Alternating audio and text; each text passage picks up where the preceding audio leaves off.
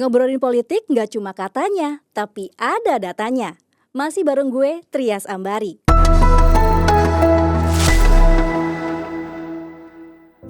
Minggu ini Presiden Prabowo ada di tengah badai narasi politik. Dari loyalis Jokowi yang ngamuk sampai perubahan arah angin netizen anak abah yang biasanya nyerang, kini malah memuji.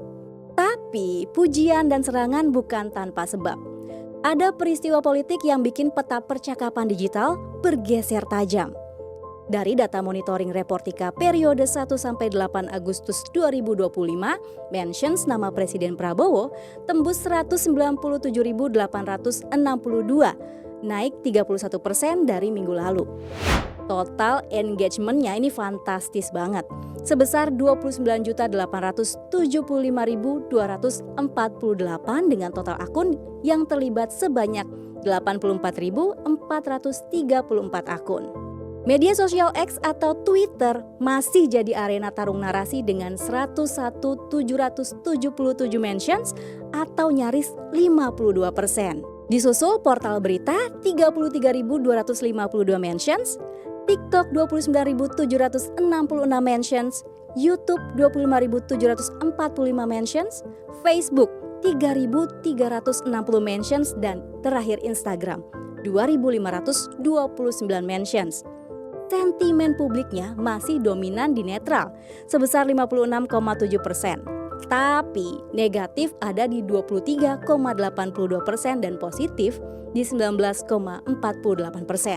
Walaupun sentimen publiknya netral, analisis emosinya masih tinggi di trust sebesar 31,72% dan joy 22,41%. Sedangkan anticipation sebesar 13,18%, sadness 5,43%, fear 6,55%, anger 5,82%, dan disgust 14,9%.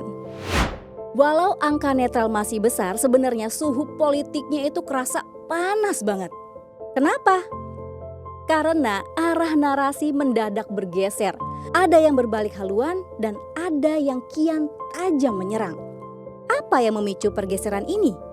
Dalam sepekan, nama Prabowo jadi bahan obrolan di beberapa isu. Dari amnesti Hasto yang bikin loyalis Jokowi murka, tuduhan kartel politik PDIP, sampai pemblokiran rekening dorman oleh PPATK yang menyulut debat panas. Belum selesai, muncul tudingan Prabowo lembek di isu blok Ambalat, desakan penjarakan Sylvester Matutina, keraguan publik atas data BPS, hingga rencana menampung warga Gaza di Pulau Galang yang bikin netizen terbelah.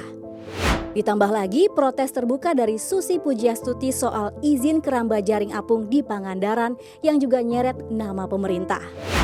Dari data monitoring, mayoritas isu-isu ini didorong oleh dua klaster oposisi, yaitu Anak Abah dan juga Banteng. Di balik ribut-ribut isu negatif, ada beberapa momen penting yang jadi angin segar buat Pak Prabowo. Yang paling bikin peta narasi bergeser yaitu keputusan abolisi untuk Tom Lembong. Dari isu yang tadinya sengit berubah menjadi simbol rekonsiliasi nasional. Netizen Anak Abah yang biasanya ngehantam malah jadi ikut ngasih apresiasi. Nyusul lagi dukungan langsung dari Megawati ke pemerintahan Prabowo, bikin legitimasi politik semakin kokoh. Beberapa momen penting juga bisa jadi senjata narasi positif. Kayak yang pertama, kebijakan berani menghentikan Tantim Komisaris BUMN. Kemudian penerimaan medali kehormatan dari Komando Operasi Khusus Amerika Serikat. Kunjungan ITB yang nunjukin kepedulian pendidikan, sampai respons santai ke bendera One Piece yang malah jadi viral positif. Dan pertumbuhan ekonomi 5,12% yang dipuji sebagai fondasi kuat pembangunan. Narasi positif ini harusnya tuh bisa dimaksimalkan. Pertanyaannya, kalau kalian jadi tim komunikasi presiden, isu positif mana yang bakal kalian gedein buat ngalahin narasi negatif? Tulis di kolom komentar. Thank you udah nonton sampai akhir. Bye!